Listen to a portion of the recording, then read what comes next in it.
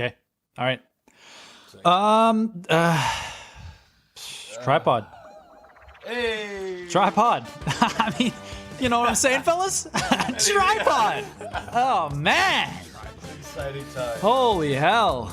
I mean, I'm stoked with this new development of the remote ting. Yeah, the remoting, nice.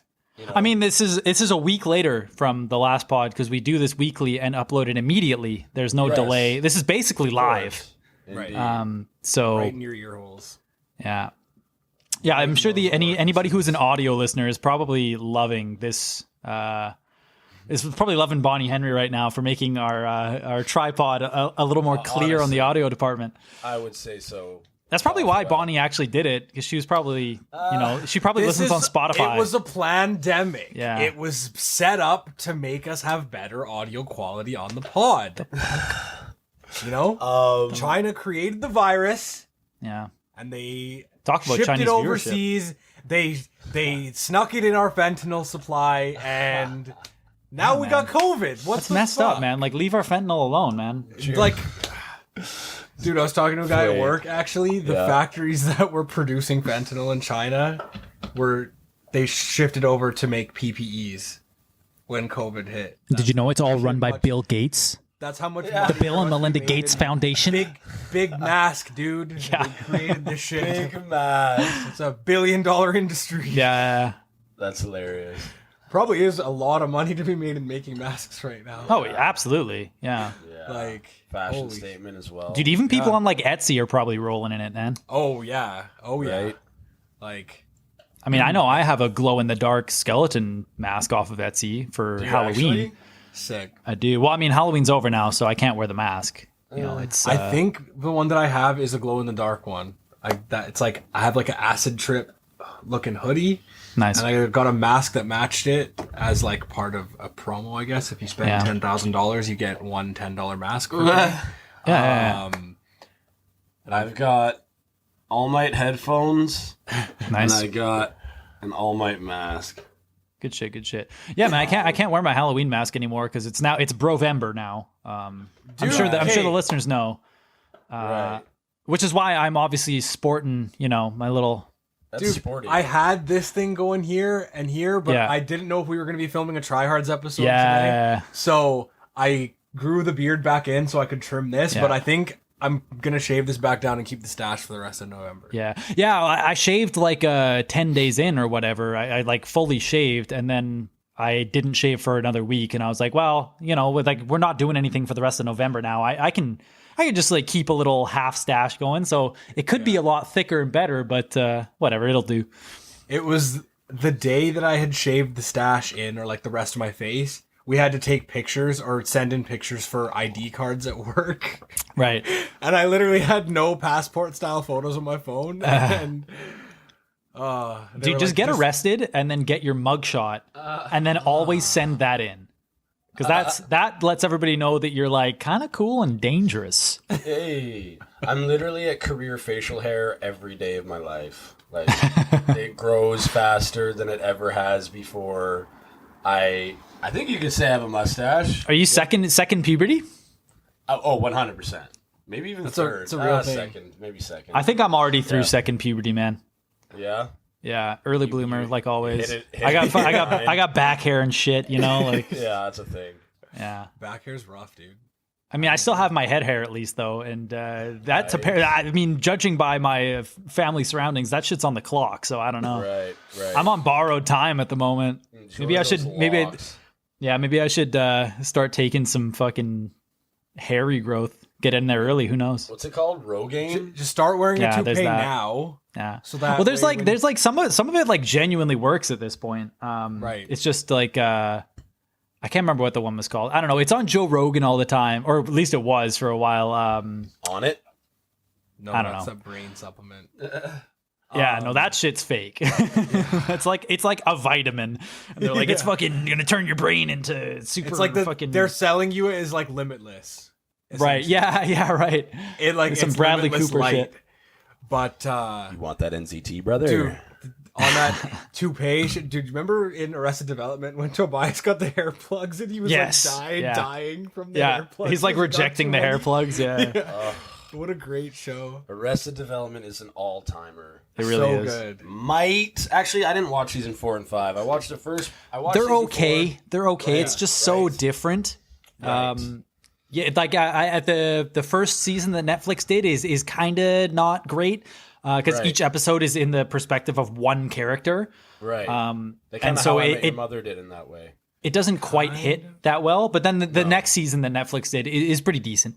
Oh, I haven't seen that one yet. Yeah. Yeah. Because I think what I loved about Arrested Development the most was their crescendo style. That they would have a bunch of little things going and then... Yes, and then it all comes to a head. Yeah. Right? So I think they really went hard on that for the season 4 in the sense of, we're going to crescendo, every character's crescendo, every single word is going to be part of the great crescendo that all the fans love. And it was like, okay, but that has given me one of my hardest laughs of all time. Easily.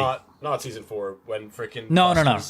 Buster's the Marine, and then at some point he ends up falling from very high, and I was like, eyes crossed, leaned over, screaming, laughing. Yeah, those first 3 reactions seasons for comedy. It's just so well written. Yeah. And like it really is. Yeah, it's absolutely excellent. So, and I don't know. I know we talk about the IT Crowd. I don't know if you guys have watched it. Yeah, not really. But yeah, I've seen it all. It hits. Oh, it hits. Yeah, the whole way. Yeah. If you rewatch, like, I'm not saying if you rewatch, like, I don't know when you watched it, Rye, but I know I watched it like many years ago and then watched it again. It's crazy. Rewatch value is so crazy. We talked about like, revisiting a piece of art when you're a different person. How about revisiting someone else's art when you're freaking different? Oh, dude, I like that. I like that. Different, you know? Yeah. Like, dude, okay, yeah, fucking so IT Crowd, yeah, hits good all the way through. Have you seen Toast of London, pal? Is it the panel show? No, it's a comedy. It's Matthew Barry, the younger Denham. Right. It's him, and he's an actor in London, and it's a very like British comedy kind of show, but it's so fucking funny, man. Toast of London. Toast like of London. Like giving a toast, like Toast of London, because his name is Stephen Toast in the show. Nice. But it's like you will absolutely love it. Definitely, if IT Crowd is like a big thing for you, you will love Toast of London. I loved IT Crowd, and I'm excited to check out. You should absolutely watch it. I'm pretty sure it's just on Netflix. You should definitely watch it because not enough people I know have seen that show. So I'm about to rectify that stat. Easy at some point. Yeah, because there were some IT Crowd crescendos at the end that were just like, oh, this is masterful. Yeah, and like super well cast and like well acted. Just tick the boxes, do the basics, do it beautifully. Yeah. You know, gotta agree. Prime television. And then, dude, no spoilers for Jer. I've been telling Jer to watch the D&D episode for fucking ever. Do you remember that one? They in IT Crowd? D&D in the IT Crowd, yes. Oh, maybe it has been a while since I watched it. I don't remember. It has. But like, I think I might have watched it way back. No, like recently. I think. Is the D&D episode the best episode anytime it's in a particular show? It seems like it often is. They're always good. Close. The community one. Is the community one I think is my favorite community episode. So good. Yeah, it's excellent.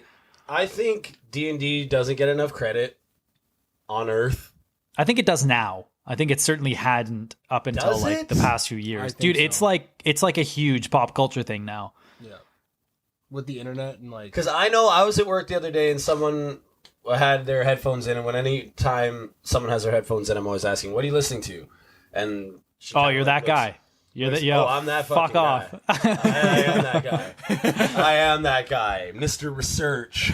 Give me what? You're going to risk your job to listen to some shit? I bet it's good.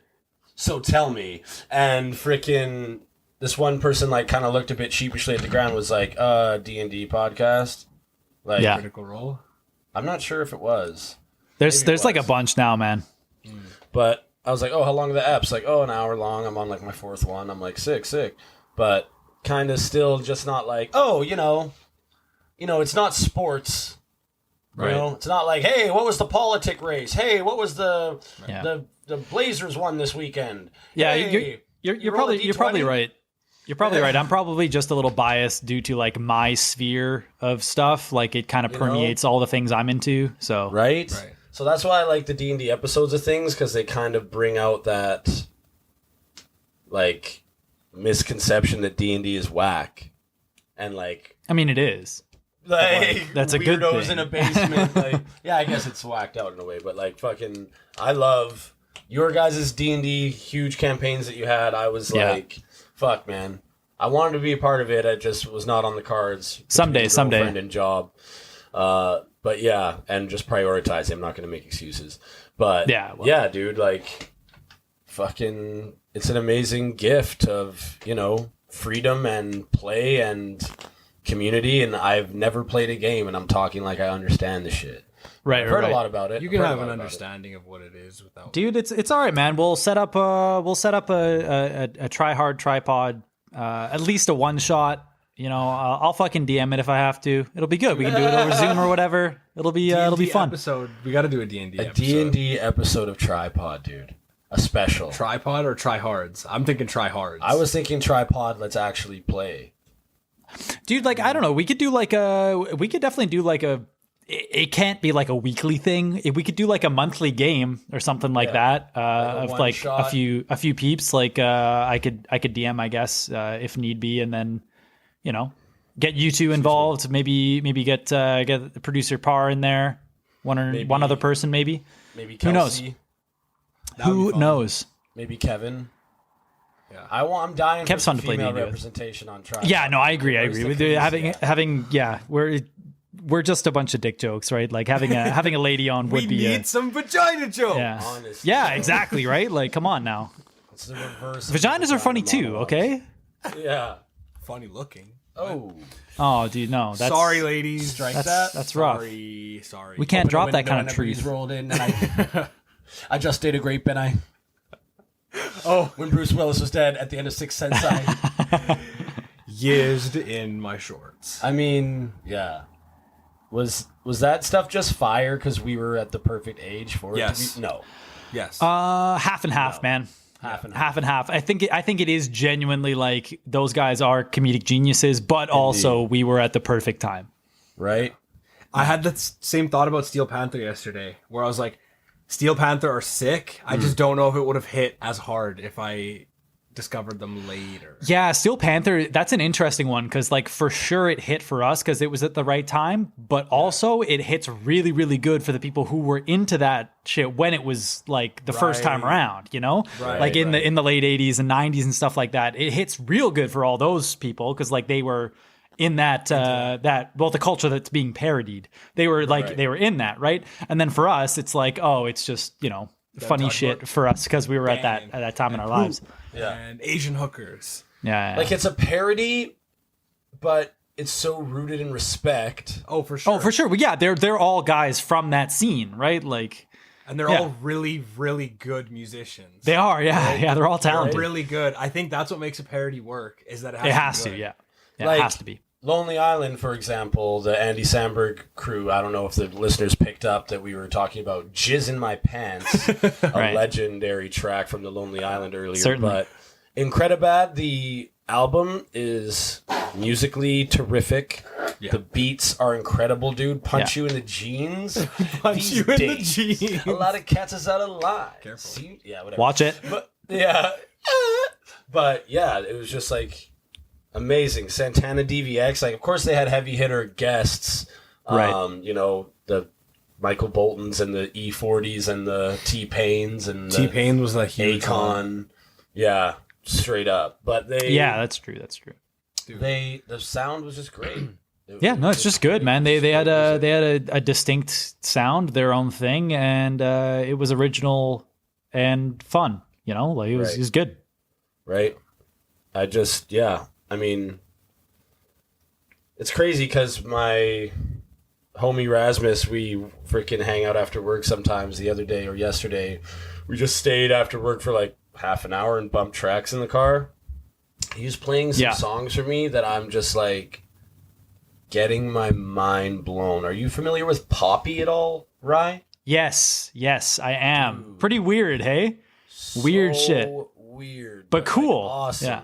Oh, Yeah. What is it? it's like Super, it's super artistic. Like it's very Yes. like high art style pop music. yeah. It's I guess you might pop say. metal. Some of it, yeah, some of it does kind of border that territory, but it's It like just- it's not the way you would think of. Like I think using the word metal kind of creates a picture that doesn't really fit. It's Right. really I don't know. It's just weird. It's very much its own thing. I would recommend just like going and listening to some of it because it's odd. It's odd. It's like she'll go from cloudy, beautiful chords to like heavy, like Yeah, but she sounds guitar. like an AI. Like she sounds like it's like Siri as a person, you know, like right. Interesting. It's nuts. And she did, because Life is Pro Wrestling, she did do some work with NXT. She played, she started a takeover one time. Cool. Like Raging Metal. Takeover is the big NXT pay-per-views that happen quarterly. And she played in Io Shirai for her very recent NXT Women's Championship defense. Hi, I'm reporter Powys. You can tell by my collar and by how I hold my microphone. But yeah, no, Poppy. He's just like showing me Poppy and like all these. It's like it's fantastic music, but it's something I've never experienced and something I've never imagined, which is rare. Because like I felt like I used to like imagine what music would be, and now it's on somebody else. I don't know, you know? Like, maybe when I was younger, it's like, I can come up with a new song in my head, and this is the song, and this is cool. But I just would never think of to make a song like Poppy. And yeah. Well, I mean, that's the thing, right? Is that it's like hyper original in a really strange way. hyper original. Emphasis on the hyper. Hyper. It's freaking cool, man. It's super cool. And, Yeah. you know, I've recently switched over to Spotify from Google Play Music. Well, Google Same, Play same. Switched to YouTube. Yeah, it sucks. Yeah, it sucks. The hell? What? YouTube music. Oh yeah, YouTube Music. Sorry, Gareth. Like, he's a big advocate, and he just loves. He usually gets it right for me, but sorry, Google Allo and YouTube Music, not for me, G. But every other recommendation you've given me is great. But yeah, so on Spotify, they just killed the game with the radio game. Like, I sound like a freaking grandpa saying this stuff that's ages old. Like, I sent my Right, yeah, like same for me, man. I'm like, oh, this is so cool, and everyone's like, yeah, we've been on this shit for like 10 years. honestly. Like, I sent my soccer team, The Wave, a playlist. They're like, Powys, can you send it on Spotify? I don't know how to open this. Like, do I have to make it again on Spotify? But I found some cheap thing that you can transfer all your library from something else Oh, nice. on the free as well, and on the Nice. quick. That's actually And I dope. transported all my thumbs ups to Spotify. Boom, chop suey in like minutes. I don't know it dope. off the top of my head. Throw it down in the comments if you want to know. It's a shout out that I would have given but can't at the moment. Can I take a message? Thank you. Wow, we're never gonna make money. Pow just shouts everyone out for free, man. Dude, one of my favorite things about Spotify is Discover Weekly, the Right. weekly playlist where they're like, "Oh, this is the kind of shit you like. Maybe you like this." They give you like, I don't know, 30 songs weekly. I've never used that. Is that just like on your Spotify homepage or whatever? Yeah, it's like in your list of playlists. If Nice. you go into it, Nice, there's nice, somewhere nice. where it's like Discover Weekly, based on what Yeah. you play and like what's in your library. That's super dope because like I used to use like back in the day. I don't know if it still is a thing, but I used to use Pandora. Which I was like like it was like the same idea where like you just put in a few songs or a few artists and then it would make a radio station and just kind of play stuff, just like make playlists on the fly for you. And that's where like I found a ton of stuff that I'm still into now was like through my first radio station on that. So I don't know, something like that on Spotify could be good. I could find a whole bunch of shit. Well, the cool thing about Pandora was that like the more that you liked stuff too, the better it got. And It yeah. got more and more refined. And I was like, how does it know every song that I'm gonna like? Yeah. Like it was I don't know what you call it, the algorithm, the API or whatever was quite good. Like the more data it gathered, like it got very good to the point where like almost every new song it gave me was just sick. Yeah. What am I thinking of? Don't know, man. What other algorithmic gifts What's another engine that algorithmizes? Come on, Instagram. Jer. No, old school. Oh, dude, Stumble Upon. Oh, Dude, Yeah. all day. before anyone was using Reddit or anything. That might have fueled my smartphone / internet addiction. Fair, man. Like, It was so good. it was like, oh, It was like you could be up till 2 a.m. on a school night on Stumble Upon. easily. Yeah. Just classic after classic after. Yeah. Like, I have begged for all the information I've given the algorithm. Can I get that back? I've said that so many times. I'm like, can I just get can you just show me my data, please? Like, Can I understand my own Right. patterns? Yeah. but it's, Yeah. it's How do you understand me better than I understand myself? Stumble Right. Upon was like before the time of we need to squeeze money out of you at all times. I Yeah. feel. Yo, on this point, have you guys ever gone to like I don't know if you use like a Google account for many things, but you can go into the Google account and there's a section where it like it describes who it thinks you are. No And way. like it says like we figure you're a male, 20 to 30, blah blah blah, all this kind of stuff. And like you should go take a look at it and see how accurate it kind of is. Some like Probably is pretty a accurate. lot of it was like pretty good the last time I looked at it, but a few of them were definitely like not right at all. But it's just based on demographics of like what people in this, age and gender range, whatever, what they tend to like. It says, oh, you like that? You're probably this. And just, data aggregation over time. Because we're not as unpredictable as we like to think. Right? Yeah. Sad. I have had, that was a rough realization Yeah. to come to. Like, I'm a unique shooting star, crystal of amazement. Yeah. Of no You are, one but is so is like everyone me. else. Yeah. Yeah, honestly though, honestly, and yeah, dude, I remember on that Google tip. I don't think it's the same thing, but at one point they had to. Let's see if I can find it right now, actually, since we're on fucking computer shit right now. No, we keep talking. Hey, there was this thing where you could download all of the data that YouTube has on you. Right. So I like downloaded like a 65, no, in pieces. I got 10 65 gigabyte like links. Like everyone I clicked would download like 65 gigs. And then I opened one. I don't know if it was like audio or something, but it was tripping me out right away. And I'm kind of cliffhanging the audience on this right now. But yeah, dude, it's deep. And if we could translate that ish into stumble upon ifery, I would be mooey down. Because I want my stumbies back. Yeah, you know what? Whoops. Any progress there, Ryan McJosen? No, I don't think so. I can't. It was like I found it off like a Reddit post sometime, but I can't remember where it was. Stumby. I think I went back to Stumble Upon like 6 or 7 years later, and it just wasn't the same. Right. Probably not. There's gotta be like a clone, an indie version, something. If you know it, Right. Brandon, please post it. I'm sure there is stuff like that, right? But I don't know. Please share with us. We Yeah. give us your time. Wait, we give you our time. Share with us the best place to find websites on the quick that are awesome. Yeah, just like that was one that like even like the Spotify playlist, like Yeah. at a certain point it was like 75% of this playlist is making it into my library. Right. And then at a certain Yeah. point I was like only one or two, and then like I think maybe that's it, just trying to be like go into more fringe stuff to see if I like it. Right. And it's like, no, okay, I guess this is your niche. And then it kind of came back around where I'm like, okay, this is like a good 15 of these, I don't know, 25, 30 songs or Yeah. money for me. But also one that I found out, shout out to Gareth on this one, Yo. the Release Radar, which Right. is like new songs from like your most liked artists. Yeah. You're just getting like their new shit. And like that's where I get like a good majority of that playlist is making it into my library. Right. But That's cool. True that. yeah, And sometimes you don't even know. Like, you can't follow all your favorite artists. pardon?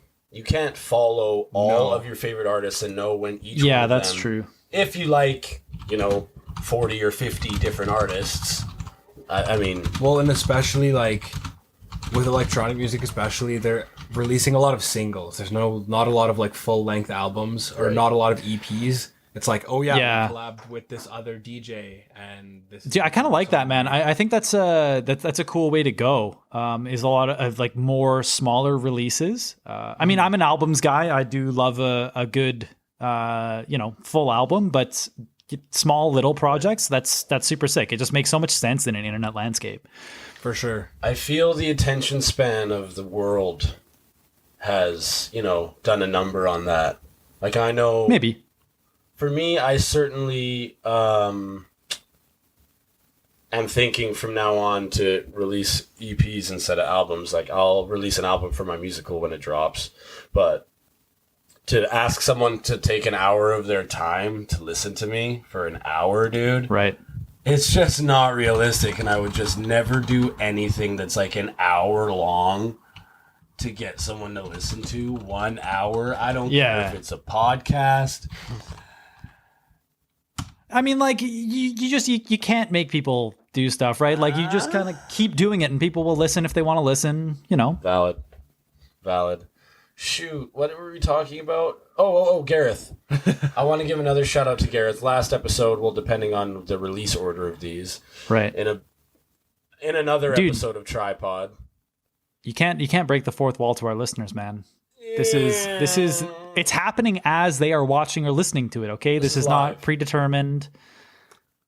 This is live. So, shouts to Gareth. We'll call this episode Gareth. Episode 10. And I said, I spoke of that book I was writing back in the day. And in 2013, I mean, Gareth's been a car head his whole time, but he showed me this vehicle, the Maybach Accelero, which was like this absolutely cold, sexy car that was only in the concept stage. And I don't think it was ever put to market. They wanted to make it for like $500,000. Yeah. Back in 2013, that was like $45 million. So that was the car that like the big rich dudes in my story drove. And it was like nice. Kind of cute to go back and read that and be like, oh, I was thinking of Gare when I wrote this. It's sick. And it's just sick. The Maybach Accelero is absolutely nasty. Maybe I'll have to update it with some like SpaceX ground vehicle. But they're just super sick now? What if they're just super sick now, just underground? Like what? What are super sick? Those fucking cars. Maybachs? Yeah. Just only the Accelero's like, listen, there's 7 made in history, and we just This pod is brought to you by Maybach Accelero. Oh my god. Nice. That'd be sick. That's a nice. Find one in my driveway tomorrow. Thanks. Yeah. Yeah, we'll take that sponsor, yeah. We'll take any sponsor. Yeah. Even morally questionable ones, man. Just please help us. One of my favorite pod people, Rich Roll, is always just campaigning for a Tesla on his podcast. He's like, I love Teslas. And I just want to get one. So if anyone's listening to this pod that gets hundreds of thousands of views, hook me up a Tesla. Basically, like I guess he doesn't. That's a pretty expensive. I guess it's not that expensive for them, but still, even so, man, like I'm pretty doubtful. Most like sponsorship stuff is sending you like $10 in merchandise. They're not sending you a fucking super nice car.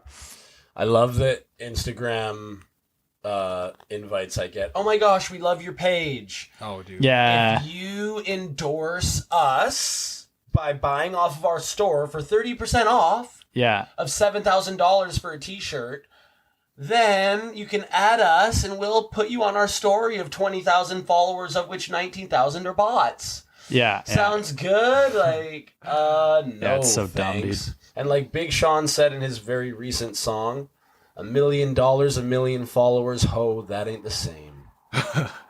Wow, prophetic. Very much. And poetic. Very much so. Hey! So, I refuse to sell my soul for the phone. Like, I mean, that's all well and good, man. It's a pretty easy position to take when no one's fucking buying. Honestly, yeah, like, yeah, we can talk about like how like, we're staying true to ourselves and not sellouts or whatever. Yeah, it's easy when the choice is made for us. Very much so. Yeah. We'll see how different it is when someone comes knocking, offering us money. Yeah, dude, straight up. One of my favorite Bill Burr bits. Yeah. When he's talking about when Tiger Woods got busted for a cheating scandal or whatever, he's like, this guy has busloads of women throwing themselves at him. Yeah.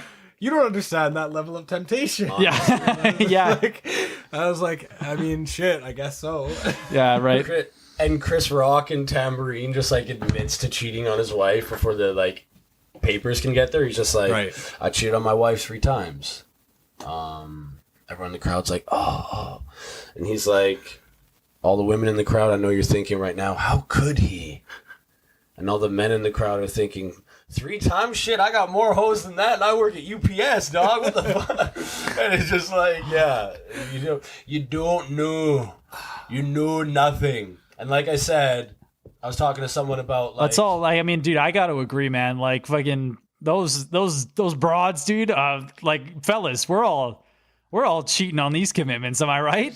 Am I right, fellas? Let's get some love in the comments for my fellow cheaters. That love and trust. Oh, get that out of here. No, fuck that, dude. Not down. Hey, yo, I ain't Fidel. They don't call me Fidel Castro. They call me Infidel Castro. You know what I'm saying?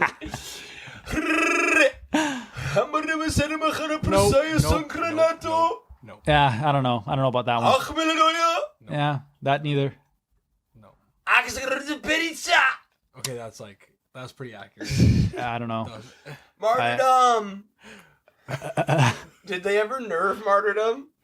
What? Martyrdom's not that big a deal. It's like, for a minute it was.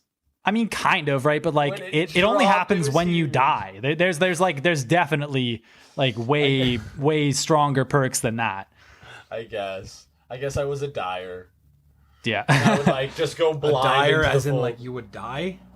Yeah. Call of Duty. Call of Duty, yeah. Oh, okay, gotcha. And then, dude, the best, I think the best homeostasis of the perks is Modern Warfare 2, where everything was overpowered, so nothing was overpowered. Like everything was so good that it didn't matter. That's true. That was a great way. It wouldn't work in every game, but it worked in that game just because like everything was too good.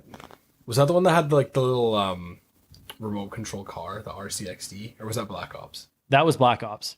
Okay. Yes. Well, I didn't pee.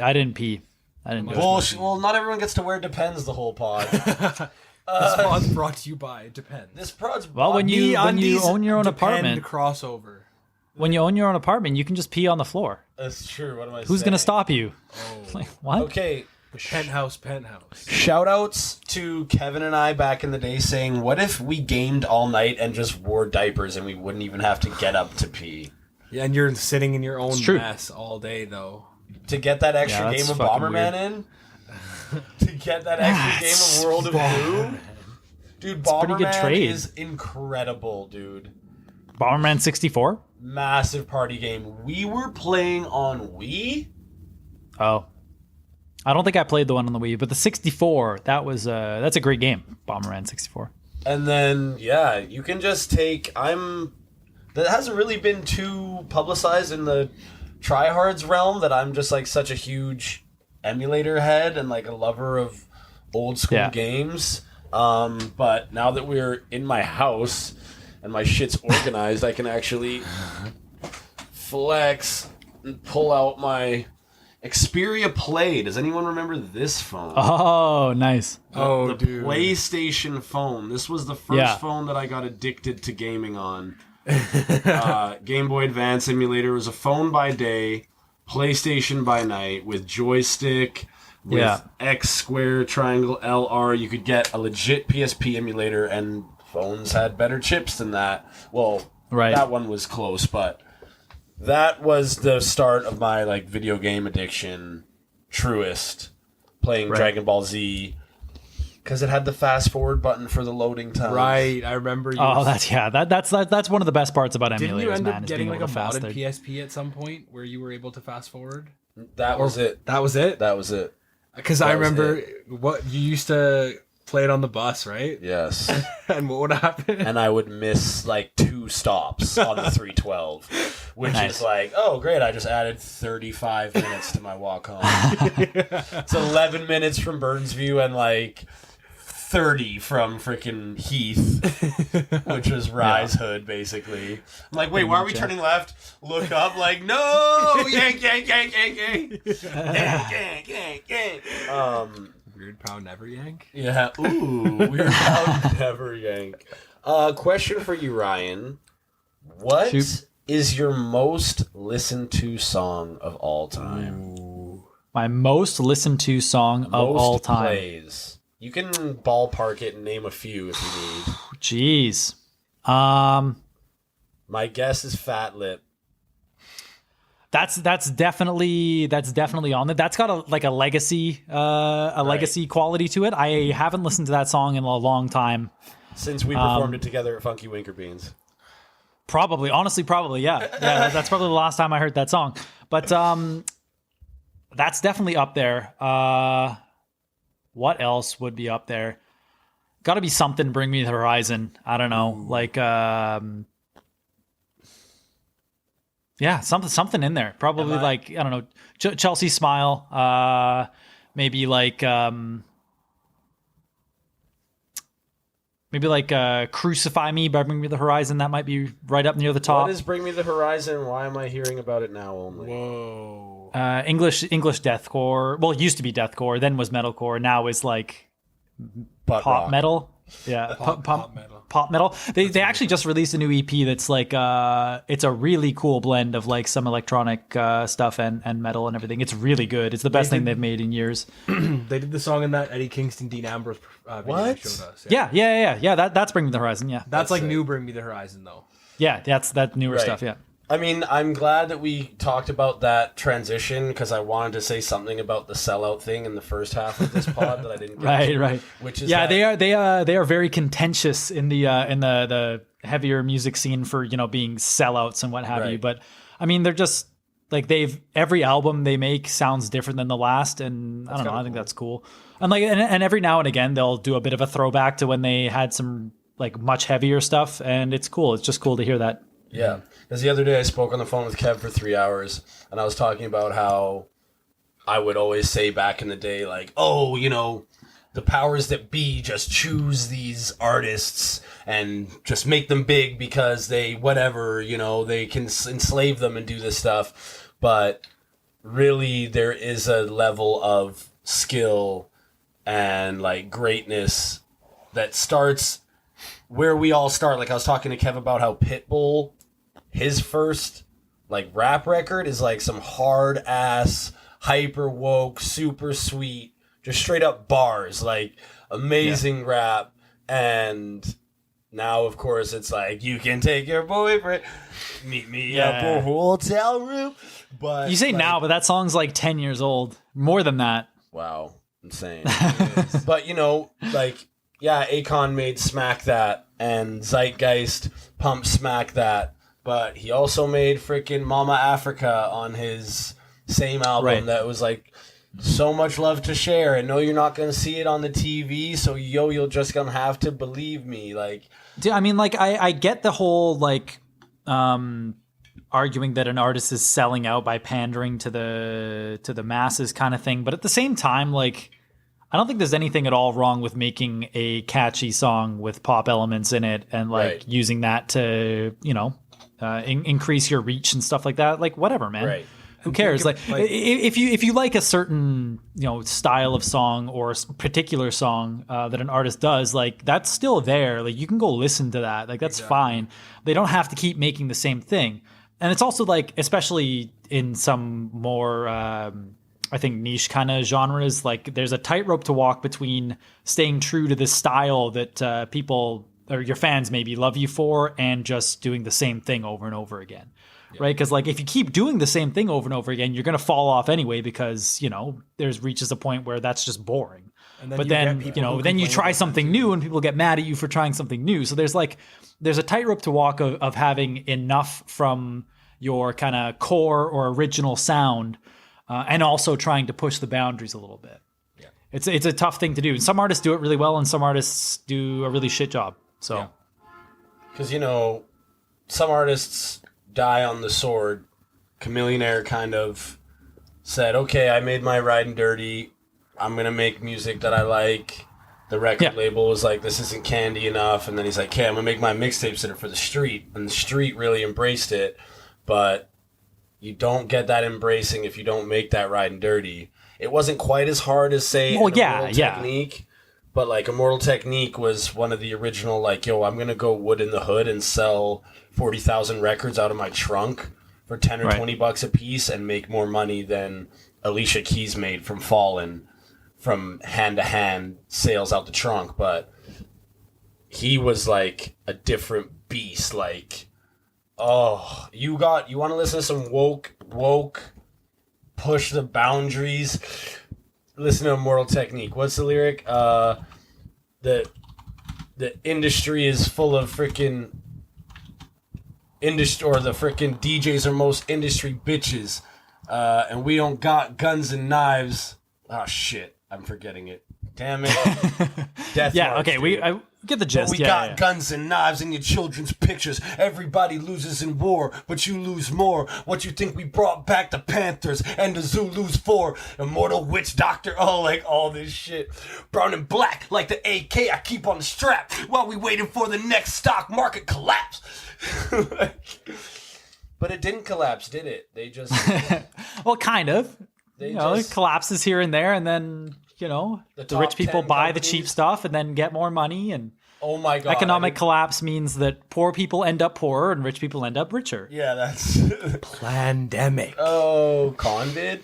Dude, I was at Soup and I went by myself the other day after a long shift. I was just starving. I was like, you know what? It's a late call tomorrow. I'm getting Soup. Went, and a homie was just like, bro, you're here alone? Like, buddy from Soup just like... may as well have sat down with me. We just had a long ass combo. Shout out to Gold Train, 24-hour amazing pho place. Miss it, dude. We'll get to that in one sec. But freaking, dude was like telling me all these stocks. He was like, dude, Tesla. Back in the day, Tesla was so cheap. Right now it's $700. Soon it's gonna be 7,000. Watch. I'm like, okay. He's like, Neo. It's this new electric car company in China, dude. Look at these cool cars they make, man. Stock's $20 right now. He's like coming up to me with this iPhone and showing me all the cheap stocks. But there's something more important to report, and that's no Soup November for one. Oh yeah, no Soup November. Hey, no Soup Brovember. How's it going? No Soup Brovember. How is it? I haven't eaten out in 20 days. I think that not me, bro. I think that might be my longest streak ever in my life. Lifetime. Like, literally, like, lifetime. And nice. Insane. Shit. It's just like... How do you find it? The longer I've gone, like, it's gotten easier. Like, I'm not really thinking about it. Yeah. It helps. You've built a habit, right? Well, and it also helps being on set for 12 to 15 hours a day. Right. 4 days a week. True. But... And, like, they feed you there. Right. But I've also gone back to, like, an intermittent fasting kind of deal.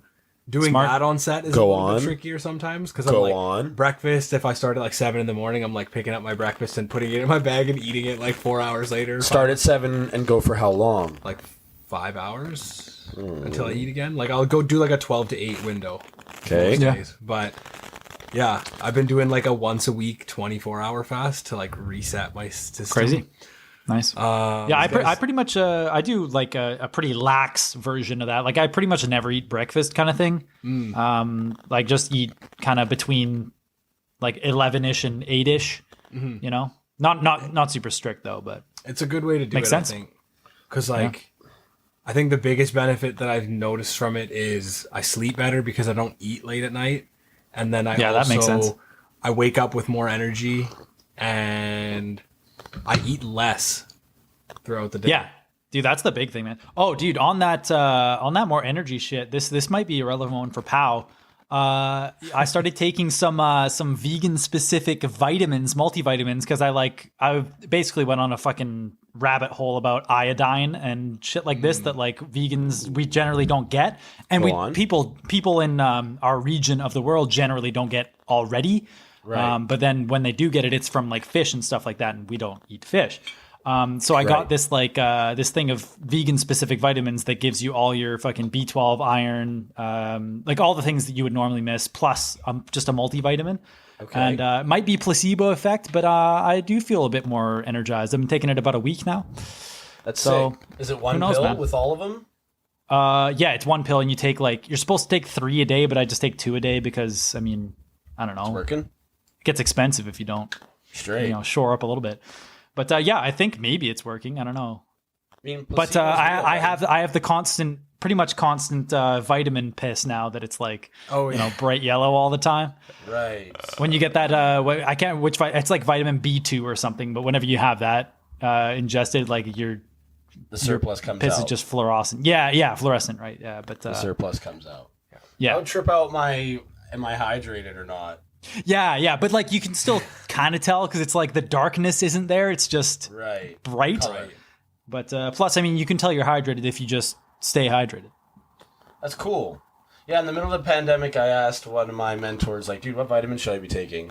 Yeah. He said, if you're asking me, it's probably number 1, vitamin D, because this smog has been out and about. It was during the time that here in British Columbia, we were getting a lot of smog from the forest fires. Right. In the interior, were they? No, they were in California. Really. Those ones, yeah. They were in Oregon and Washington as well. All the flames came up here. Right. And he said, yeah, man, hit that B12. And I do dabble in nutritional yeast, but probably not enough to tick the box. Right. Yeah. That's the thing is you don't get enough. Yeah, but it's it's cool, man. It's they're made in Coquitlam. They're like a local thing. Give me a brand. Here, I'll get the bottle. Go get it. Go get the bottle, dude. Because, we get shout-outs here. We get shout-outs in this beat. Oh, my gosh, dude. Did you have to leave your freaking stick-on dill on your coffee table? Bro, here's an ad spot. Now I'm doing the Powys shit. Fucking shouting out local brands that aren't paying us anything. Made. Yeah, it's in Coquitlam, man. Here you go. Multi-force vegan, son. Nice. Yeah, multivitamins. Made in it's actually dope, man. It's I just have them subscribed on Amazon because you save money doing that way. I'm not proud about involving Amazon in the equation, but otherwise this shit gets expensive. But it's $20 a month. I end up paying for vitamins, which I'm fine with. I think that's fine. But who knows, man? It might actually be doing something, might not be, but I don't really care. Placebo effect, if it has an effect on you. I'm online with that logic as well, man. If the placebo effect is doing something, then it's worth it. Yeah. I'm one of those guys who thinks words changes my body composition. It might. I feel better. I feel good. That's a real thing. Well, it's what do you call it? PMA? Positive mental attitude? Yeah. Supposedly influences a whole lot of shit. That's probably totally true, man. You can definitely in that regard, you can make yourself enjoy stuff over time and things like this, right? That you can create habits that you like doing, and for instance, I just kind of decided to like certain foods and stuff like that, things that I didn't like. I was just no, I'm gonna like it now, and now I like these things, right? I used to really not enjoy coconut. I used to not enjoy mushrooms. I used to not enjoy onions even. I didn't like these things when I was a teenager and stuff like that. But then I was an adult. And I was no, I'm an adult. I'm gonna like these things, and I didn't at first still, but now I definitely like all those things. Right. I was just because I decided I wanted to. That's sick. Well, that's boss. Well, one of the things that I'm listening to an audiobook right now called Atomic Habits. That's about basically what goes into actually making a habit change and stick. And one of the things that he talks about is if you make it part of your identity. In a way, if you say I'm a person who now likes mushrooms or likes coconut or all that, then you're much more likely to stick to it because you get sense of self. Exactly, sense of self. A little bit of pride gets involved. If you're a person, ego, right? Yeah. If you're a person who says, I don't really lift weights, or I'm not flexible. Yo, I never said that, man. I fucking lift, bro. I ain't never said that shit. Well, even for me, it's being I'm not flexible. And saying that, you put yourself in that box. Totally. Or if you say I'm a person who stretches every day.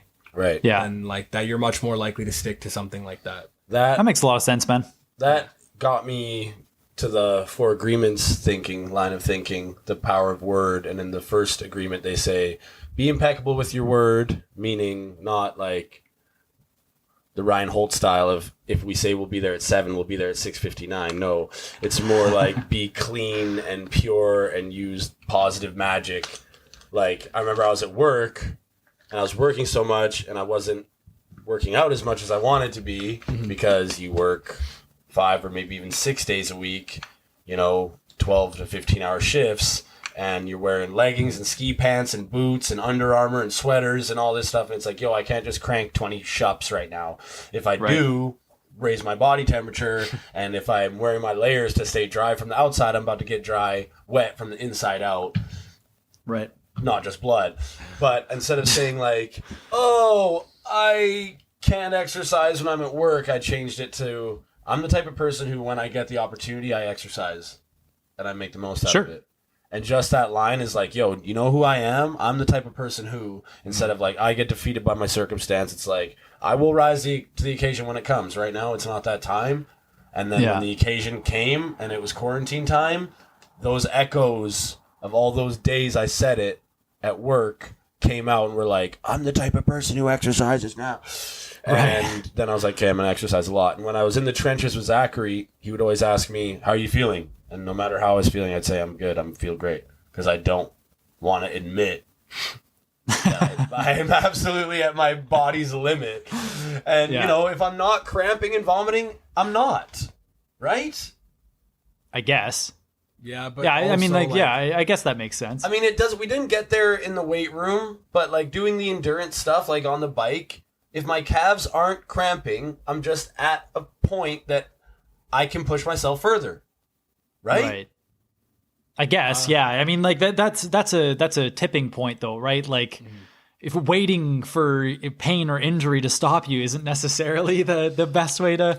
I guess. Yeah. Like, I mean, I get your motivation, and I guess I agree with that, but I don't know. I feel like that's flirting with danger.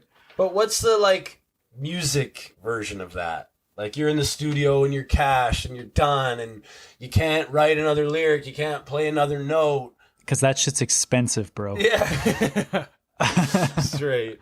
Yeah, I don't know, man. I guess. I guess I don't have a whole lot to kind of relate to on that specific note. But I know for me, definitely, when it comes to motivation, a big thing for me is just like absolutely celebrate little victories, like small victories, small accomplishments. Like I hype myself up for doing fucking chores and stuff like that, right? I let myself feel accomplished for doing my fucking laundry, 100%. Right? Like, hype myself up when I've, cleaned my kitchen or whatever. And, that's dope. That makes it associated with good feeling, right? Like, that's it. And lets you get more things done, right? You build up momentum and do more shit when you kind of celebrate the little victories, I think.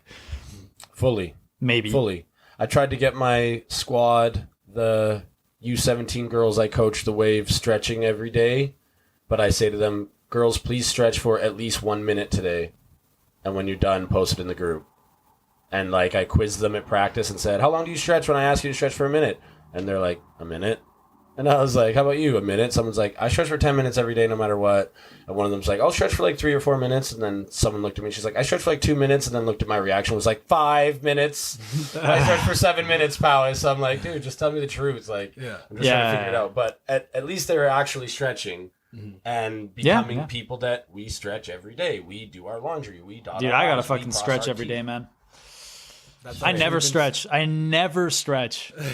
I never stretch, and at the gym, I never fucking warm up. I never cool down. Like, I go to the gym, I walk up to the squat rack, slap plates on there, and just get going. That's what I used to do. That's fucked. And I know it's not the smartest way to do it, but fuck, man. Well, basically, habits.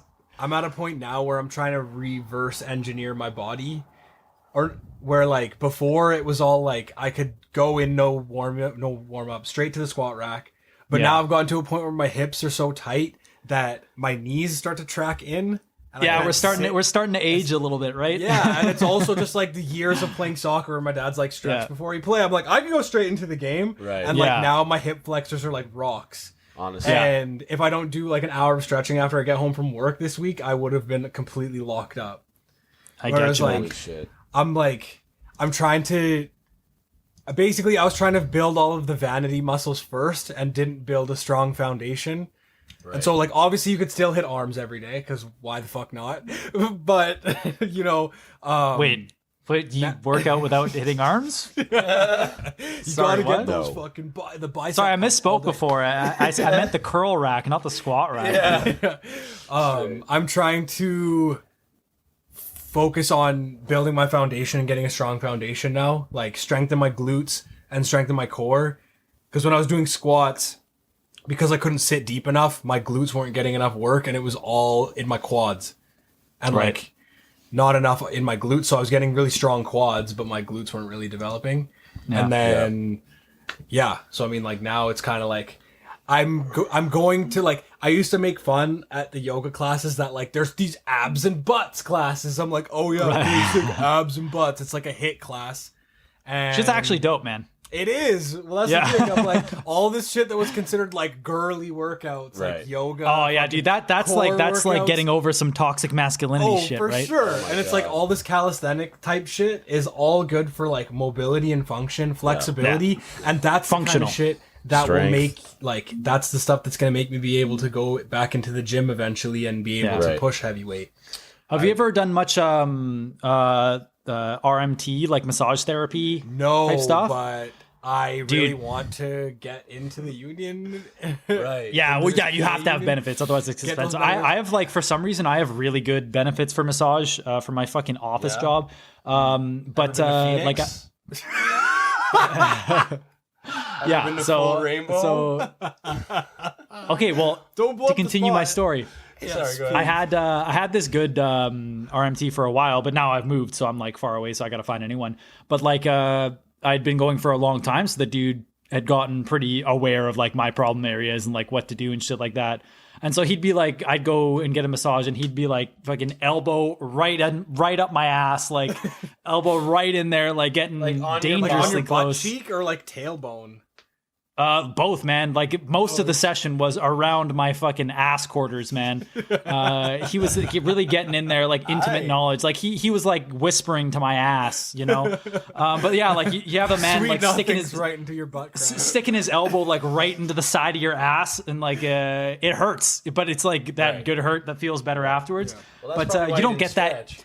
Yeah. Well, exactly, right. Like, you don't get that right off the bat with a massage therapist. I think there's a bit of like a getting to know them period, but the guy ended up like, buy me a couple drinks first. Yeah, right. No, yeah, but honestly, so he'd be like sticking his elbow up my ass and like pulling my quads apart and stuff like that, and just like rough, but good. Nice. Yeah.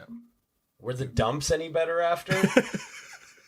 No, I can't say that it had anything to do with that. No, genuinely curious. But yeah, no, I think the warm up and like it kind of goes to that point you said about familiarizing and stuff. I think it kind of pays a respect to the act that like you deserve this much little bit more time to have like a much better result, even with singing. Yeah, like if you do a couple, dude, it's a crazy difference. Yeah, it's a crazy difference. And like you go to the soccer field, I know even as a youngin', I would play exponentially better if I had a super long warm-up. Like, I guess I had, like, kind of good endurance. So if I could get to the field early and, like, run for just an hour, I would play so much better because I was actually warm. My legs actually knew it was up versus showing up, doing these, like, dynamic stretches that did, like, glorified nothing for me. I didn't know what a cool down was until I was, like, 20-something.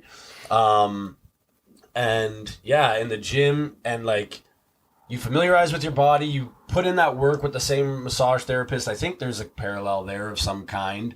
But like, sure, yeah. Yeah, like just paying respect and understanding like it takes more time. Like I wish I could do 40 things in a day. If I worked out for an hour, drew for an hour, made music for an hour, cooked for an hour, yeah, that's the dream, right? The dream is being able to split your time up that well, yeah. Right? But like if I study, like I need to get into it with like small problems that, you know, get my mind in that like train of freaking SkyTrain track of thought, and then hit my peaks when I'm at the peak, and freaking, you know what I mean? Like, fuck. Yeah. It takes me 2 hours. No, I get you, man.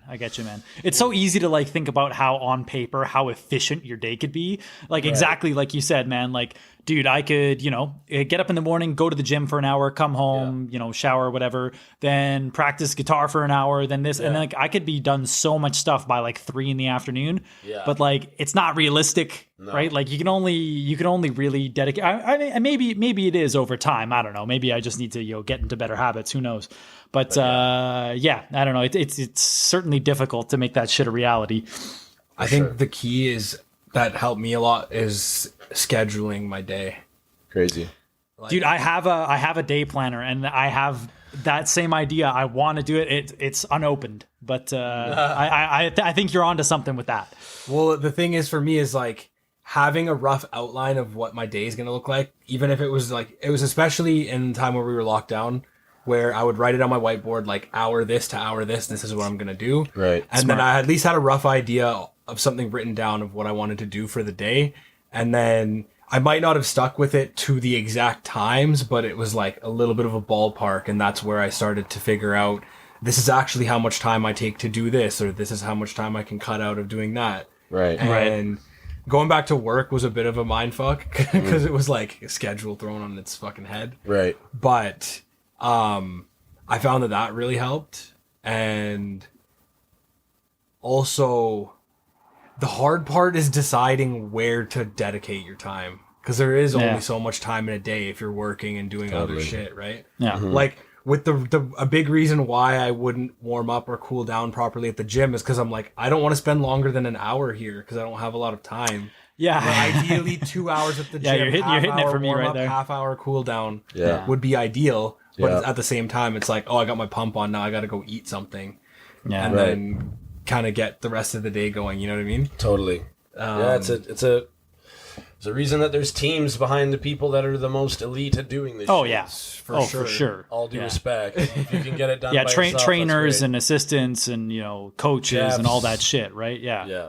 Because one person, it's very difficult for you to like actually be able to put that much energy into all those areas, right? Right. And then you get the David Goggins of the world that literally just dedicate their life to that. His life. He stretches for like 3 or 4 hours a day and just runs the rest of the day. That's crazy, man.